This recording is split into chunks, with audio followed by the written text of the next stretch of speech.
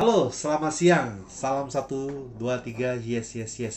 Saya mengucapkan terima kasih buat teman-teman yang sudah mendukung saya subscribe di channel Indra 64, yang sudah menonton dan yang juga sedang menonton hari ini di channel saya.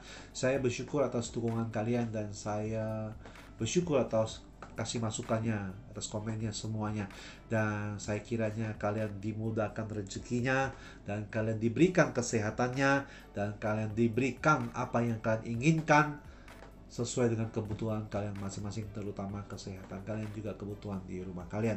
Terima kasih. Hari ini kalian menonton channel saya. Hari ini saya berbicara tentang bagaimana saya bekerja di dalam dunia mobile phone, mendapatkan komisi, dan saya bagaimana cara mengaturnya dalam 1 bulan, minggu pertama, kedua, ketiga, supaya target saya tercapai di mata perusahaan. Oke, saya berbicara ketika minggu pertama saya harus memfollow up dealer. Tentunya selalu luar kota saya menelpon. Tentunya saya juga ada waktu zaman itu adalah kita bicara BBM, dan tentunya saya harus mengirim model-model foto-foto handphone, tipe-tipenya dan harga-harganya. Dan waktu itu minggu pertama saya harus telepon mereka bahwa ada produk ini masuk dengan harganya seperti ini, dan tentunya mereka sudah tahu, dan ini loh kualitasnya seperti harga segini. Oke, tolong pesannya harga seperti ini, tolong kirim barangnya segini mungkin 200, 300 atau 400 atau berapa. Dan pada waktu itu saya merasa sangat senang karena tentunya walaupun ada order 50, ada order 100, dan itu meningkatkan penjualan saya.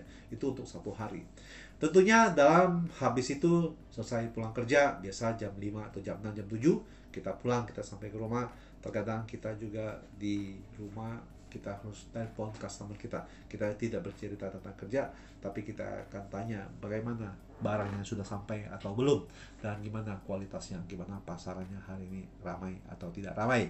Dan tentunya jangan lupa kalau ada event atau acara apa, kasih informasi buat kita. Dan besoknya kita bekerja seperti biasa. Kita menawarkan produk, tentunya kita foto dan juga kita telepon. Kita menawarkan produk, ada stoknya kosong apa. Tentunya tipe, mungkin orang yang baru membangun perusahaan atau distributor, mungkin tipenya mungkin sedikit, modelnya mungkin bisa 3 atau 4, 5. Tentunya saya bekerja dalam perusahaan ini sudah hampir 2 tahun setengah, yang dulunya 10 tahun yang lalu. Tentu tipe itu hampir ada 100 tipe atau 50 tipe, dan saya menawarkan kepada mereka. Ada harga yang murah, ada harga yang mau dicuci gudang juga. Dan sebagai seorang sales, saya sudah mengikuti itu hari Senin sudah, hari Selasa, Rabu, Kamis, Jumat, Sabtu. Dan itu minggu pertama. Saya melewati itu dengan memantau penjualan saya, karena kami mendapatkan laporan penjualan bahwa sampai minggu pertama tanggal 7 atau tanggal 10 bahwa penjualan saya sudah seperti ini. Dan nilai value saya, nilainya seperti ini. Dan saya biasanya dipanggil sama manajemen bahwa penjualan kamu tanggal segini, akhir bulan mau jual berapa, estimasinya.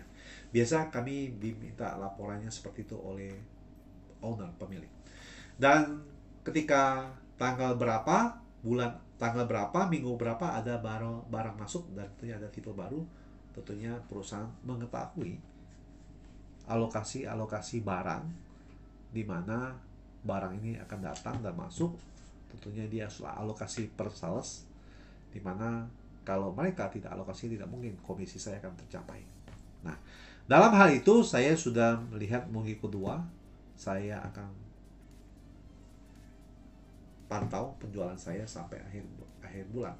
Dan saya menelpon teman-teman dealer saya, ada barang kosong apa, dengan harga berapa, dengan harga segini. Tentunya harga itu secara print distributor itu adalah harga rata, sama. Tetapi kami sebagai sales tentunya kita berbicara tentang ongkos kirimnya. Ongkos kirim lewat via udara, via laut, dan itu harus menentukan harga jualnya juga kepada pelanggan kita, kepada dealer atau pemilik toko. Nah, kenapa kami dari sisi untuk jalur pendistribusiannya lancar, ada beberapa area yang bisa kami jangkau, ada beberapa area yang tidak bisa kami jangkau, tentunya seperti itu. Tentunya kesepakatan dari kedua belah pihak antara pemilik toko dan distributor. Dan mengikuti masa minggu ketiga, biasanya kadang saya dipanggil sama manajemen untuk akhir bulan ini masih sisa 1 minggu, 10 hari, kamu mau jual angka berapa? Jadi manajemen sudah menentukan ketika dia total akumulasi dalam 1 bulan dia mau jual berapa, dia yakin bahwa keuntungan dia itu berapa. Tentunya kita sebagai sales tidak bicara tidak bisa atau tidak mungkin atau tidak mau, tidak akan tercapai, tapi kita akan berusaha. Tentunya berusaha dengan sesuai dengan, menurut saya sangat optimis ketika ada beberapa konsumen atau beberapa pemilik toko yang sudah mengenal saya. Kita lewat telepon, kita bisa ngobrol, kita bisa canda, kita follow up gimana, ada kekurangan apa, dan ada juga tidak tercapai target penjualan saya, dan juga ada yang tercapai, tapi kebanyakan yang saya alami bagaimana yang dulunya toko ini tidak mau ambil produk saya, tetapi dia ambil produk saya. Dan ketika barang ini laku, tipe ini laku, produk ini laku, saya harus lapor kepada manajemen supaya manajemen bisa memproduksi barang ini dan menerima orderan dengan model seperti ini. Dan waktu berjalan hampir minggu keempat, dan sesuai dengan target penjualan, dan biasanya itu kurang lebih hampir 75-80% itu tercapai tentunya. Dan buat teman-teman yang sebagai sales pemula atau sebagai lagi sudah berjalan 1, 2, 3 tahun, menurut saya sebagai sales kita harus follow up. Kita harus mengetahui daerah kita yang mana toko-toko yang kita PVC. Kita juga tidak cuma menjual, tapi kita juga harus mendengar keluh kesah para pemilik toko, apa yang bisa kita bantu.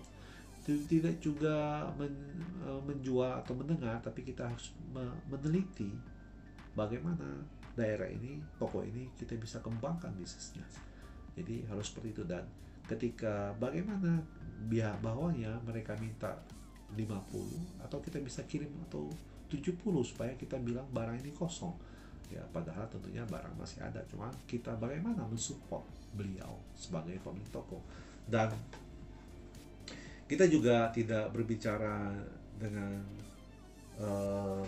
bahwa kita harus capai target dapat komisi. Benar, itu semua itu benar, cuma kita harus fokus apa yang bisa kita kerjakan kepada pemilik toko. Dan saya merasakan ketika saya mendapat komisi itu, tentunya buat saya juga pribadi kita, dan tentunya ketika kita mendapat komisi kita bisa memberikan, tentunya tanpa pengetahuan manajemen, kita bisa membelikan oleh-oleh buat para konsumen kita, para pemilik toko, supaya hubungan kita erat lebih lagi. Itu saja teman-teman apa yang saya bisa bagikan. Selebih kurangnya mungkin kurang jelas, saya minta maaf. Tetapi itu yang saya alami ketika saya belajar bekerja dalam dunia sales luar kota, dan itu sangat efektif buat saya. Dan sampai hari ini saya terus mengembangkan potensi yang ada dalam diri saya, dan saya tidak mau stop sampai di sini saja, tetapi saya belajar dari kekurangan saya. Kira ini sangat membantu, dan mohon maaf kalau ada salah, dan dukung terus dan subscribe di channel Indra 64, dan terima kasih yang sudah nonton dan lagi menonton. Oke, supaya kalian juga tetap semangat di lapangan, dan saya mau katakan salam 1, 2, 3, yes, selamat siang.